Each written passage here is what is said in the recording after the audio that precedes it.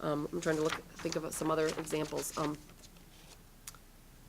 Many of you have probably been to mass mobilizations where there's sort of affinity group spokes council models where people come together and form affinity groups, they decide, but then they together decide what a situation of protest would look like.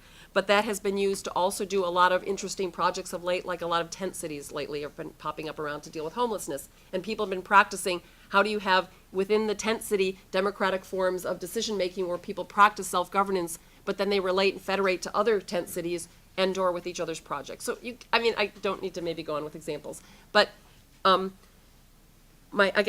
me, my point is for us to look at many, many models and say, oh, here in this case, it works one way. In another case, it works slightly differently. So how much time do I have left now? 6 minutes. 6 minutes. Okay, I'm a fast talker.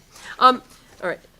So, for instance, I've been intrigued lately by a couple of models I've heard that seem really distinctly different. Another model of how we might practice direct democracy. A lot of people have been really excited about the Greek uprising that happened about a year or so ago in relation to a teenager being killed. But what people are less understand, and I would really urge you to get a book that just came out on AK Press that I'm super excited to read. It's about that time period, but inside the book, supposedly, it actually talks about this, where people they actually have assemblies, often of anarchists, but of other people in Greece.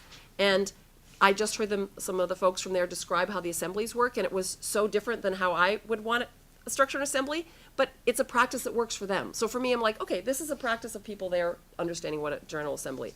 So what they do is they have collectives that are affinity groups, and they have a general assembly, but instead of actually, they make their decisions at the affinity group level, and when they come to the general assembly, they don't decide anything together, which I would actually say maybe sometimes they actually do want to coordinate, but that would be me saying, oh, well, that's how I understand self-governance to work.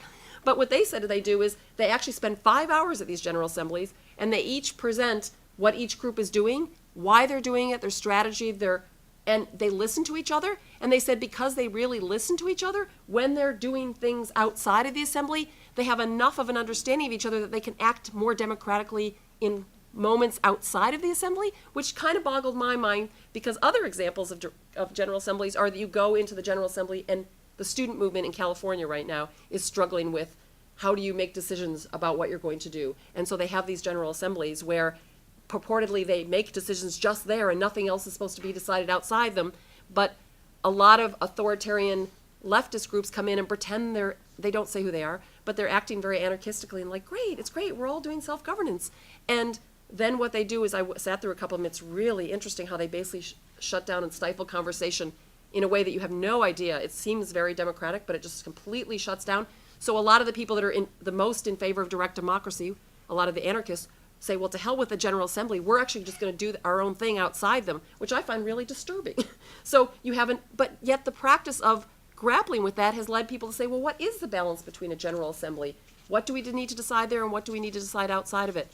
And for me, it's been really intriguing as someone who had a very specific idea of what a General Assembly to look like to say, what can we learn from moments of social movements emerging? Maybe that's not the time when you have to have a General Assembly. Maybe there needs to be a little more fluidity and dynamism of how decision-making happens.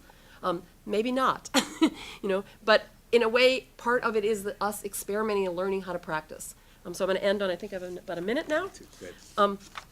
I just want to end especially with, here in the United States, I think we're probably the least capable of dealing with how we would understand self-governance because of the breakdown of community, any kind of social ties, mobility.